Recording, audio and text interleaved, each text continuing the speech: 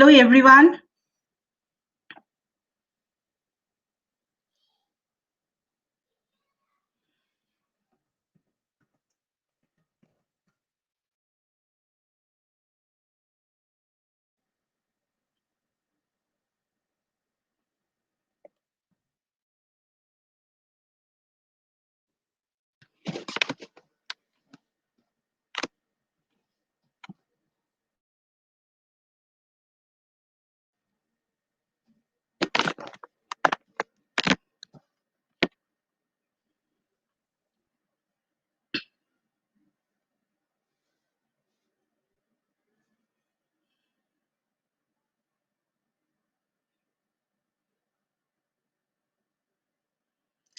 Hello, everyone.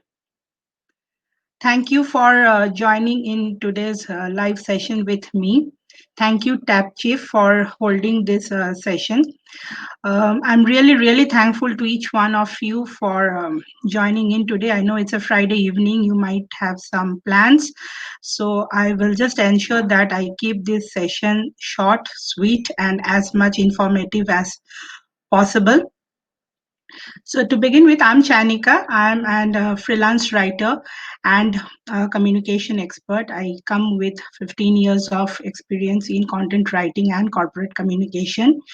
I have worked with multiple organizations in the past as a content specialist, and I started as a solopreneur in January 2019. And since then, I have been working as a independent writer and a communication consultant. So today in this to share my journey as a solopreneur, and I will also share some tips to start up your freelance writing business.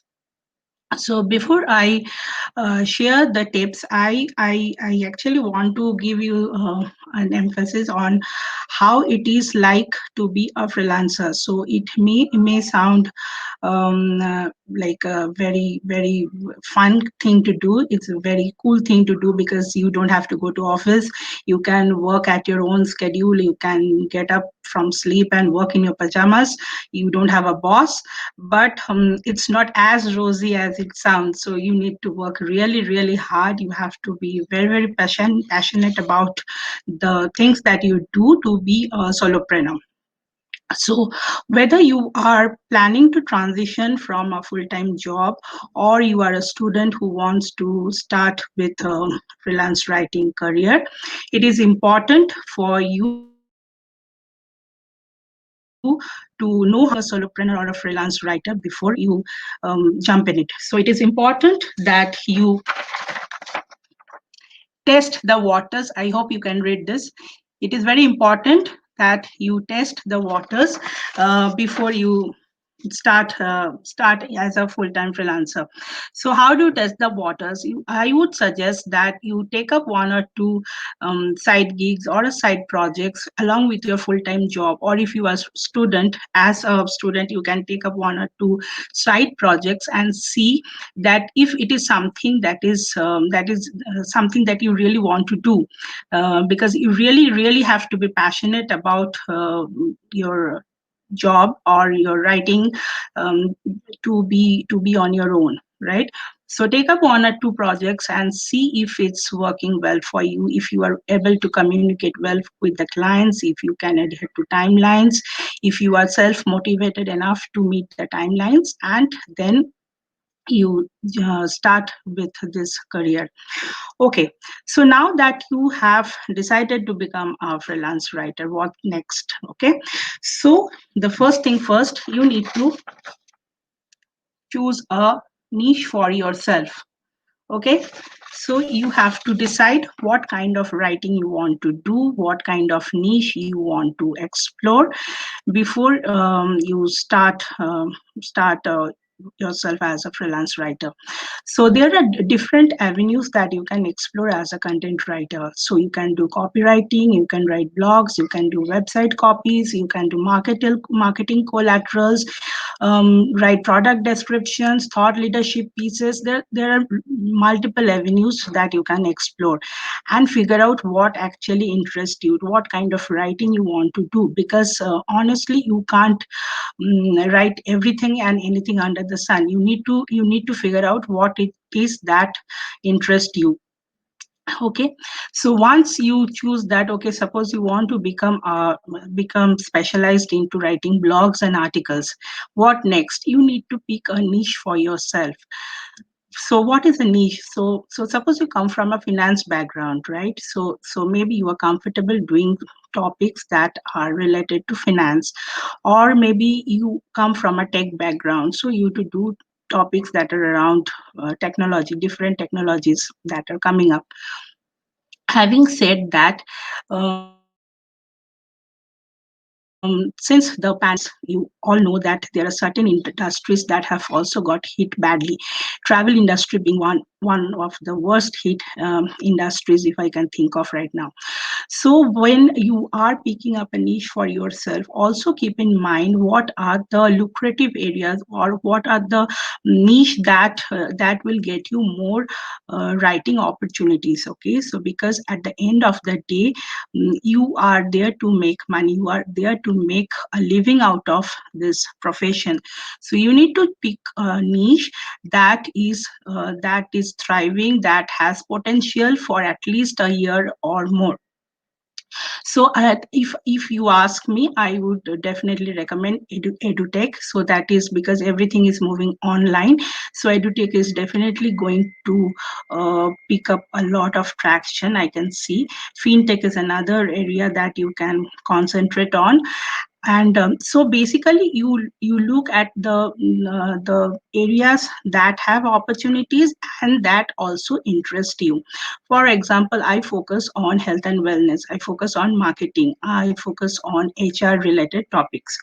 So these are my niche areas. So you need to figure that out as well, that what are the areas that interest you and you want to make a writing career around it. Okay, having said that, I also want to emphasize that when you are picking up a niche, don't be too rigid with one niche. Okay, so if you are picking up finance as your niche, don't say, okay, I will not take up any opportunities that come from other areas. Don't do that.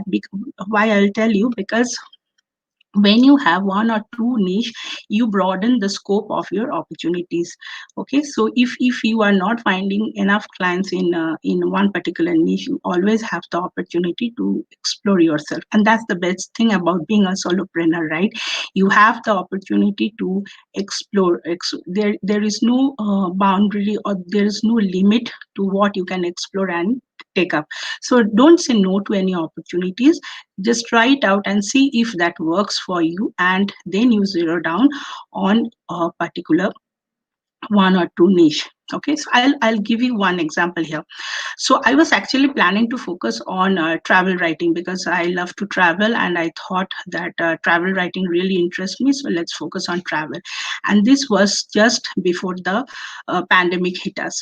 So I was actually talking to a few clients who are into the travel and health tourism space. And then this pandemic happened, and as you know that travel industry was almost like shut down. People are not allowed to travel or go out of their homes. So since I had other niche also, like I focus on HR, I focus on health and wellness, I started getting a lot of work from these niche areas. Because HR leaders were actually talking a lot about remote workplace, and how remote working is shaping up in the future. So there is a lot of opportunity right in that space. So see how I didn't focus on one niche, and I diversified myself. So this is also very important. So keep an open mind when you are choosing your niche. So having said that, next we come to, now you have decided on your niche. Now what next? You need to work on building a portfolio for yourself. Okay, build a portfolio for yourself. So what do I mean by saying having a portfolio? So whether you want to start as a writer, as a designer, as a developer, it is important to have some of your work done at one place so that you can show to people that, hey, see, I have written this piece of blog, or I have designed this piece, or I have done this animation, right? So you need to find out a place where you want to store mm, uh, all of your work that you have done. So if you already have written a few pieces, it's very good to start with. If you don't have a single piece available with you, what you can do is you can start writing your own blog. Having a blog is a great idea to having a portfolio. If you don't have a blog, then you can try out different publications or different platforms that allow you to do so. So Medium is one such platform where you can go and pick up a publication that interests you, where you want to build your portfolio around, and you start publishing there. So you need to ensure that you follow their guidelines, because each publication has very strict guidelines. So you need to follow them to ensure that you're writing your pieces get accepted there, because you don't want to get rejected after writing a piece. So ensure that you read the guidelines there, and then you start posting there. LinkedIn Pulse is another area where you can focus. So LinkedIn Pulse is more like a blogging platform where you can have your writing pieces published. Okay, so these are the areas. You can also look into Quora and start writing answers there. So okay, so what happens with Quora is, so you get to see a lot of questions that people are asking around your area of interest, and you can start writing an answer there. If you see there's a scope to expand or elaborate on that topic, you can also write a blog on any of the platforms and then share it on Quora as well, or in your LinkedIn, or in your personal blogs. Okay, so now that you have a um, portfolio in place, what next? Okay, so you have written enough of pieces, enough of content, enough of articles. Now what? Now people need to know that you have written them, right? So what you will do, you will now have to uh, talk about yourself on different platforms. So you have to focus on your personal branding. So you have different platforms, you have different social media platforms, different forums, different groups where you can actually share your writing pieces. Okay, so I would definitely recommend LinkedIn as one of the places where you can go and talk about yourself. Okay, so because LinkedIn is a professional networking site, you can have a profile there. Ensure you have a good professional profile picture. You have a profile summary that describes what you do. Please focus on what you want to be known about there. Okay, so I have seen many profiles that say, suppose I'm an automation engineer, but the person actually wants to explore content writing. Okay, so how do people know that you are a content writer if your profile doesn't say so? So take it as your resume, talk about what you do there. You And then you start posting and sharing your work, and that's not enough. Okay, so you also need to focus on building a community, building relationship with people. It's not just about networking, but you also have to focus on building relationship with your networks. Okay, people should know, okay, that Chayanika is a person who is a content writer, and she writes on this and this, and she is a credible and a reliable person. So if I need any content writing requirement, if I have any questions around content, I can reach out to her. So that's what personal branding does. In short, personal branding is a very elaborate topic. I'm just sharing a gist of it here. So you need to ensure that people know you are you can be trusted, and your name should be in the top of their mind when they need that particular service. So if you are offering content writing as a service, they should know that okay, this person offers content writing, and if I need any service after 6 months or 1 year down the line, my name should come in top of their mind. So how do you do that? You post consistently. When I say consistently, it doesn't mean that every day morning you get up at 7 o'clock or 6 o'clock and you post something. Okay, you should post consistently means even if you are posting 2 days or 1 day a week, it is fine, but ensure you do that every week for at least 6 months to get traction, to see inbound leads coming to your inbox. What do you now talk about? Okay, how do you get all those content ideas? It's very difficult to post every day, or even once a week. What do you post about? Talk about yourself, talk about your work. If you have written any piece of content, it's definitely you will share there. But what else can you share? You can share your personal experience. Okay, so recently I did a post on a independent bookstore here in Bangalore, and I had a great experience shopping with them, so I posted about it. I shared my experience. The best thing about the writers is every piece of content that you write, it speaks for you. It speaks about your ability. It builds trust that okay, this person is here and I can see she does this kind of work, so the person can be trusted. So that's the whole purpose, the objective of having your personal brand. So you need to show up. It's not just posting on LinkedIn, but there are other platforms as well. TapG, for example, is a great community where you can communicate with different kind of people.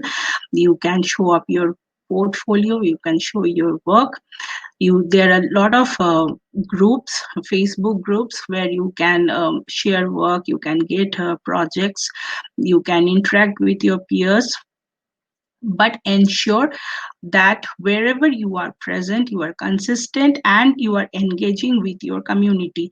If you are not able to manage 10 platforms at a time, which is like inhuman for a person to do, it is absolutely fine. Focus on one or two platforms, that's fine enough, but you should be consistent there. Okay, so if you think that okay, Twitter is not my cup of tea, I can't post every day on Twitter, it's absolutely fine. Focus on where you can engage with your community. That's my whole point of talking about it. Okay, so now that you have worked on your personal brand, next is how do I have a steady income as a solopreneur? So this is another very important topic, because as a solopreneur, I would also say it is one of the biggest cons that you don't have a steady income or a fixed income. Okay, so when I am in a full-time job, I know that at the end of the month my salary will get credited to my account, but that doesn't happen so as a solopreneur. So you need to ensure that you are having a steady income, because at the end of the month you need to pay your bills, right? So how do you do that? So one thing I would definitely recommend is you have to market yourself consistently. Okay, even if you have projects, even if you don't have time to take up new projects, you can't afford to stop marketing yourself. You have to be consistent in marketing yourself. Okay, so how do you market yourself? Okay, so you just can't go there and say, hey, I'm selling content, would you like to buy? No, it doesn't work like that. You have to be very subtle.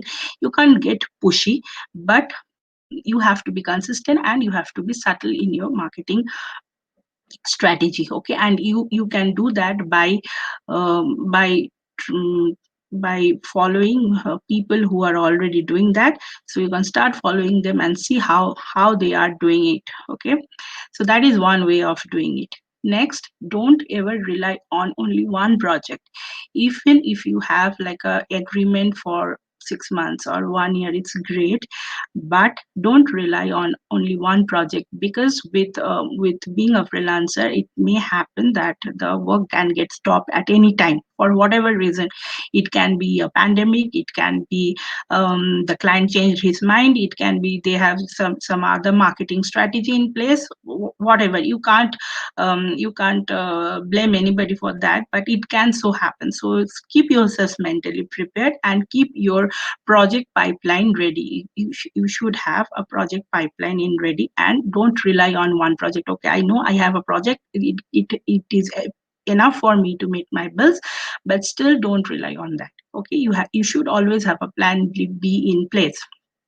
Okay, so next, what else you can do to ensure you have a steady income? Personally, what have worked great for me in this all this 1.5 years is having a steady anchor clients. So who are anchor clients? Anchor clients are like, you have long-term agreement with these clients, and the work volume is usually fixed. So you know that you have to do, suppose, 4 blogs a month, or 10 posts a week, something like that. Okay, so the work is fixed and the amount is also usually fixed. So you know that from this anchor client, I can get, at the end of the month, I will get 10,000 rupees. For example, I'm just saying, I'm giving a number. So try and have a couple of anchor clients in place. Now, how do you find these anchor clients? Okay, so to start with, there are different content agencies where you can reach out, and they usually work on like on a fixed number of projects or number of blogs or articles that actually help you to get a part of your bills covered. They might not pay you great, but you can have a lot of content pieces done for them that you can also use as samples, and you can also have a fixed amount that you can bring home. Okay, and it is also important to have your financial goals in place. Okay, so if you want that, okay, at the end of the month I will need so and so much of amount to pay my bills, to whatever you want to do. So have your financial goals in place and work on a strategy to ensure that your financial goals are met at the end of the month. Okay, so you just can't actually write content and end there.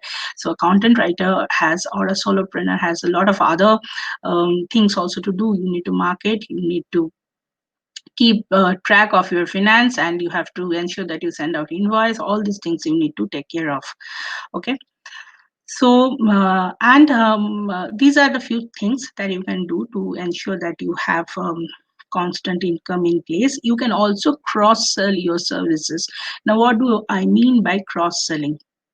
So suppose you finished writing content for a website. Okay, you did a website copy for a client. Now that the content has been done, what next? Okay, you have to be proactively thinking, okay, I have done the content for this website is now ready. So does the client has a plan in place to promote his website? Because having a website doesn't really work if people don't know that you have a website or you are offering the services. So you need to think on behalf of your client that how you are going to promote that. Okay, and then you can say to your clients, hey, listen, now that your website is done, do you have a plan in place to promote your website? So this is what I actually recently done, and it's an example that I actually want to share with you all. So I finished this website content project, and the client was happy with my work.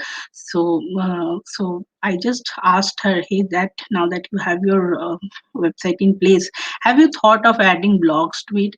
Have you thought about promoting your website on social media platforms? If you want, I can help you with that, because these are also the services that I offer. And she was really happy. Okay, oh, I didn't know that. So do you have any samples in place? Can you share what you have done for other clients? And I just sent her those samples. So, and that's how it worked for us. So you can always do that cross selling. You have to be proactive, and you have to think before your client that what next you can do to cross sell your services, right? But don't get pushy, don't get too salesy. Keep it subtle. Just ask, okay, do you need any help? Be genuine. Be genuine offering help. That, okay, do you need any help? If yes, I can help you, and leave at that. Okay, don't pester the person. Okay, do you need? I can offer this service. Don't do that. Okay. Now, next, I would like to talk about something very important. Okay, so now that you have established yourself, know that you are not alone in the business, right? And certainly you are not the best one in the business, but then how do you differentiate yourself from the other content writers or other freelancers or other solopreneurs who are there in the market? Okay, so you need to think about your differentiator. Okay, so how you can differentiate yourself from the others who are there? Some of the things that I do personally and that work great for me, I adhere to timelines. So I can take pride and say that I have like 99.9% in adherence of timeline. Okay. So ensure whatever timeline you are agreeing upon with your client, you are adhering to that. If a client comes to you and say that, okay, I need this piece of content in next 2 hours, and if you think that it is impossible to do so, be upfront and talk about it and tell your client that, okay, see, I don't think that I can do this piece of content in 2 hours, but if you can give me a day's time, I can do a great job. Okay, so trust me, the clients will actually appreciate if you go and tell that. Okay, because nobody wants a crappy job, if especially if they're paying for it. So if you think you need time, please be upfront and tell your clients that, okay, I need so much so time, or maybe you have fallen ill, or there are something that has come up, or you have to run some errands. It can be anything, but if you think you will need time, be upfront and communicate to your client. And if you are agreeing to a timeline, then please adhere to it. Okay, so next is my topic is pricing. Okay, this is one of the questions also that many newbies actually ask me: how do I set our pricing? So some people will say go for a per word basis, somebody will say go for a project basis or per hour basis, or offer a package, whatever. Okay, so how do you do a pricing for your services? What I do, before you quote a price to a client, try to understand that what exactly is needed from you. Okay, so start asking questions.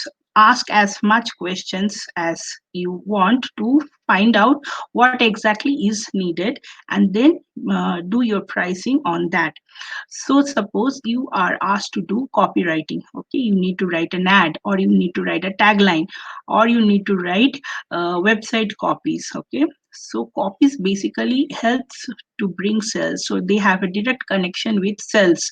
Okay, so copywriting charges cannot be same as writing content for blogs or an ebook or an how to do articles. Okay, so you need to figure out what kind of writing you are doing, who are the audience. Okay, that is also very important. Who is your customers audience? Uh, are they like industry people, or are they like millennials, or who you are writing for? It's very important to find out, so that you know how much research you have to do, how much efforts you have to put in, and then you do your pricing.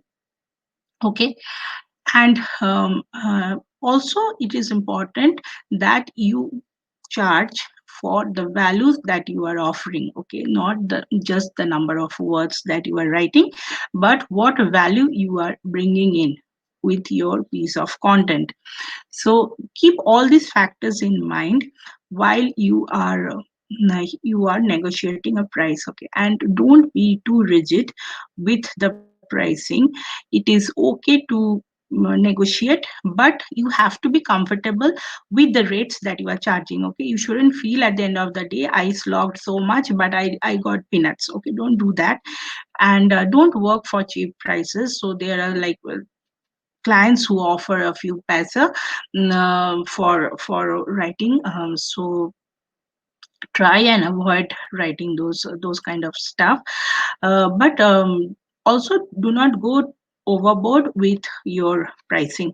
So how do you figure that out? So I would suggest that you can connect with your peers, see what others are charging. You can take an opinion. You can ask them, hey, this is what I have been asked to do, so what do you think would be a good price? So most of the time people will help you if you have a good network in place, and that's again where your personal branding becomes important. Okay, so build your community, so they will be really helpful in matters like this. Okay, so the next I want to focus on now, where to find questions for solopreneurs, especially who are starting out. Now, where do I go and find my clients? Okay, I have done everything. Now, where do I find clients? So you need to understand where your clients are present. You need to if you are targeting, like suppose you are writing for, I write for HR and marketing related topics. So I know these people, these decision makers are mostly on LinkedIn. So I leverage these platforms a lot to find my ideal clients. Okay, you can also do cold pitching. So how do you do cold pitching? You find out the websites that you want to write for, or publications that you want to write for, and then send out a personalized mail to the owner, or to the publisher, or to the editor. Okay, be authentic in your offering, be genuine, and personalize as much as possible. If you can, find out the name of the person and address the person by his or her name. So that is one way of doing it. I mostly focus on inbound leads, so I get most of my clients through inbound leads. So they actually reach out to me asking for content requirement. You can also do like guest blogging. So that is another way of getting a hold of clients. So guest blogging is a beautiful thing to do. If you haven't considered, I personally recommend that you should focus on guest blogging, because there are a lot of sites with a good DA. So search for sites that have DA over 50, and they are good to begin with.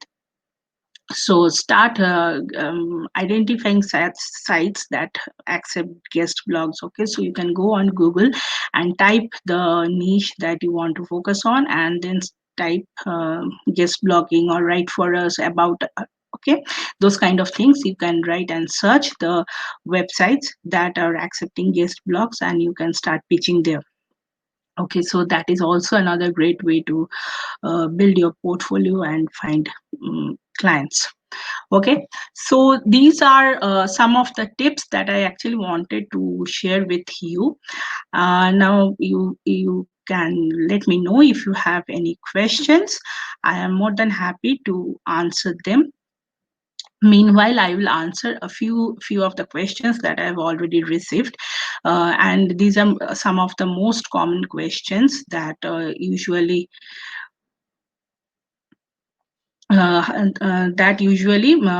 newbies ask. Okay, so uh, the first question is like, do you need to do any freelance writing course?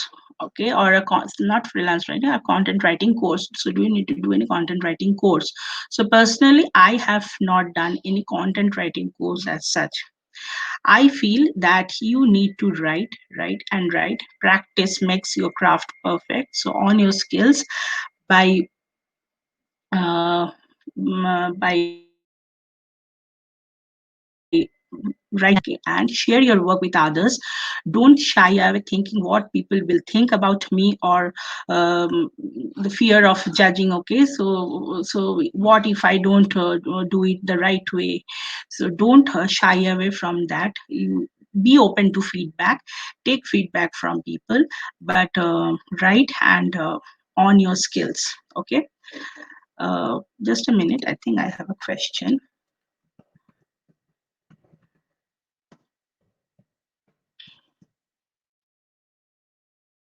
Okay, so the next is Um, how do we deal with writer's block? It is a very, very common thing for writers. What do we do about it? I want to write, but I don't know what to write, or I am loss of ideas. I don't have any ideas to focus on. So what do I do? So what I personally do, I don't stress much at it. Okay, so it happens to the most seasoned and most professional writers. So know that you are not alone who is struck with the writer's block. It happens to all of us. Okay, so what I do not stress much. I actually divert my mind from writing and do something else. I usually read. I have a daughter, so I do a lot of art and crafts with her. I do a lot of paintings with her. So these are a lot of as therapeutic values. And just look around you and derive inspirations from your day-to-day life for writing new topics if you are short of any ideas. Okay. Okay, so the question is how to approach big clients to understand if there's a possibility to work with them. Any tips? So, what I do is, like, before you approach for big clients, start working with small clients. Okay, take baby steps, have your portfolio in place.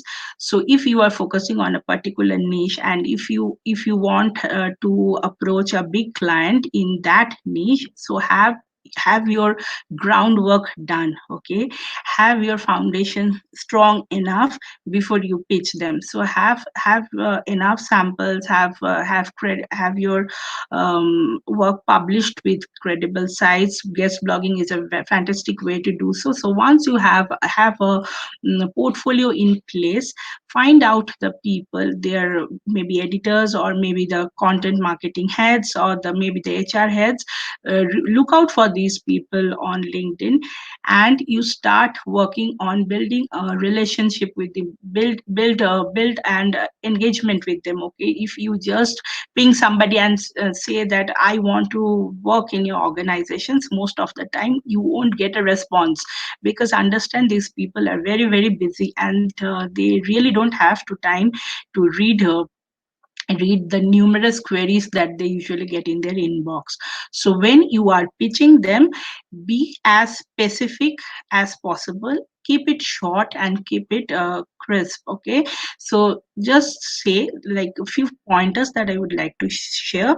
Just say that I write in this niche, and these are some of my work that I have published, and you can share the links, like two or three links with good DA sites, and pitch one or two topics and say why you think you would be a good fit for them. Why would they hire you? Okay, so keep these things. There's no as such formula that I can share, but you have to do a lot of practice on this. But these are the things that will actually help them to read. Okay, so when you see any job ads, okay, so don't just say that I'm interested. Okay, so what? Maybe the client must think that, so what? So if you are interested, what am I supposed to do? So be specific when you are approaching somebody.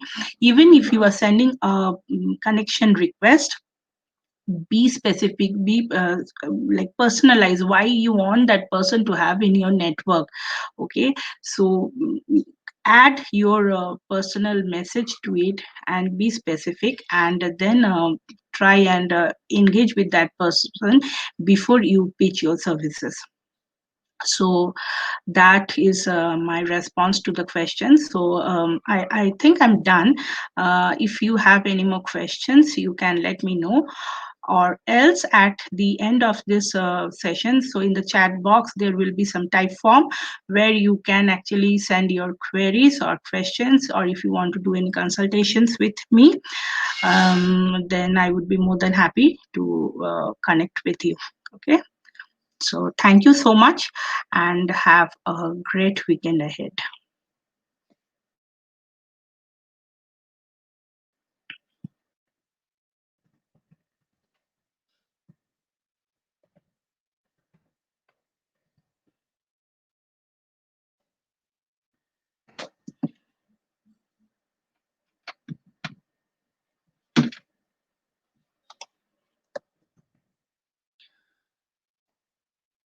So please leave your queries and questions, or if you want to do any consultation with me regarding content writing, please